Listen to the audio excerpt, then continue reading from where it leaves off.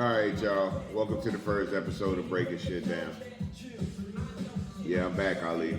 Let's try this again. All right. Breaking Shit Down is about basically telling stories behind some of the songs that I recorded with UGK. Why'd you keep turning the music down? I didn't turn it down. You did just turn it down. No, I do not. Well, all right, so the first episode is going to be about Use Me Up. You know what I'm saying? Use Me Up was one of the first songs that me and Pimp recorded as the group UGK. We didn't really understand about samples and everything in that aspect, right? Like in terms of, having to get permission from certain groups and certain people to promote certain songs, right? So when we signed with Jive, UGK had sent in Use Me Up as one of the records that we wanted to put on the first UGK album, right?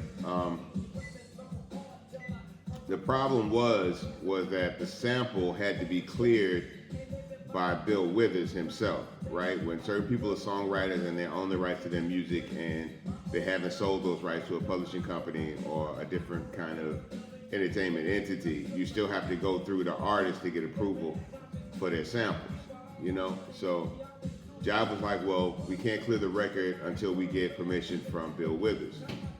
So they reached out to Bill Withers, and Bill Withers actually said that he wasn't going to clear the record until he talked to the artist. He wanted to talk to us first before he cleared the record. So they set up a call for between UGK and Bill Withers, and so Bill got on the phone and was like, he asked us, he was like, you guys produced this record, you guys, did the sample. We was like, yes, sir. And he was like, well, I want to give y'all some game before I clear this record. He says, I had lost a large part of my publishing and writers to the person that kind of taught the person that you guys assigned to. And so I want you to understand what you're getting yourself into in the music industry. You know what I'm saying? And we were like, oh, okay. So he broke down really the fact that as a recording artist, as you get older, it's the writers and your publishing that kind of sustains you, right? Because after the shows are done and all that slows down and you're not maybe who you were when you first started making music and you first got popular, it's the fact that you own the songs that you've written and the music that you've produced as you get older that still brings in revenue, right? And he said the reason that he had lost some of the rights to some of his earliest recordings was because the person that first put him out, right, and brought him into the music industry, had kind of talked him out of his publishing. This was great game for us because while he was telling us this, we had been talked out of our publishing, right? The guy that signed us was not knowledgeable about the music industry. We weren't knowledgeable about the music industry, you know what I'm saying? And so, it was we as a group and he as a record company were very young and weren't really educated. We kind of jumped off the porch real early and ended up having a big piece of success very early before we really knew and understood how to navigate the music industry. And so when we signed the record deal, they gave us money to buy a percentage of our publishing. That was part of the deal. And so talking to Bill Withers was like, that's what you guys need. Said, so at some point you guys are going to have to try to find a way to negotiate and get your publishing back, which actually took UGK. We signed in 92. We didn't really get our publishing back until like 2004, 2005. You know what I'm saying?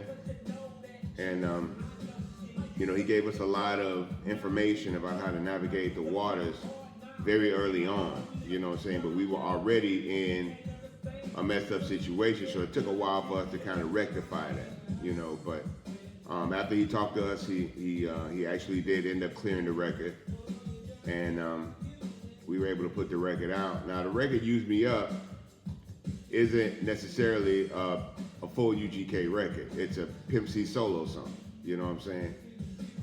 And this was dedicated to his girl at the time. Pimp was very, very much in love with this girl at the time. But, you know, certain situations happened. We went out on the road. We came back home and he found out that something had transpired. She didn't cheat on him or anything, but she didn't. There was something that happened. I don't want to put people's business out there, but there was something that happened that he didn't really approve of. And they just couldn't seem to get back on the right page after it happened, and they kind of broke up. And that's when you really start to see the Pimp C that everybody kind of knows and loves come up out of that whole situation. That's when he becomes a lot more, you know, I don't give a fuck on records, and really embracing the mentality of Pimp C. Because for years he was MCC, right? That was his rap name, was MCC. And then he decided to change his name to Pimp C. And once this situation happened with his girlfriend, at the time when he was very young, we were like 18, 19 years old.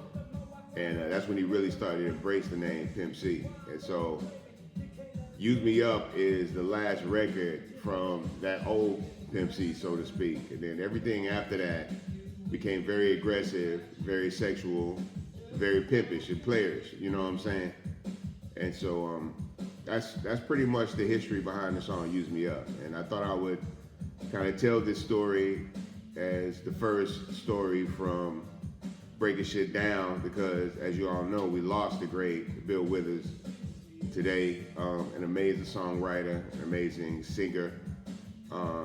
Some people will say that Bill Withers is one of the greatest songwriters of all time.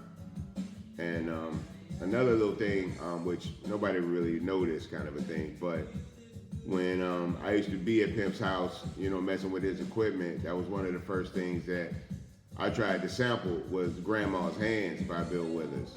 And I just never figured out the timing of it and how to get it down. I eventually figured out how to produce records and made songs like Ain't No Punks Where I'm From and Cramping My Style and stuff like that. But producing was never really my bag, you know what I'm saying? But that same sample from Grandma's Hands, probably maybe 6, 7 years, maybe 8 years down the line, ended up being used by Dr. Dre and Blackstreet for No Diggity. It's the same sample.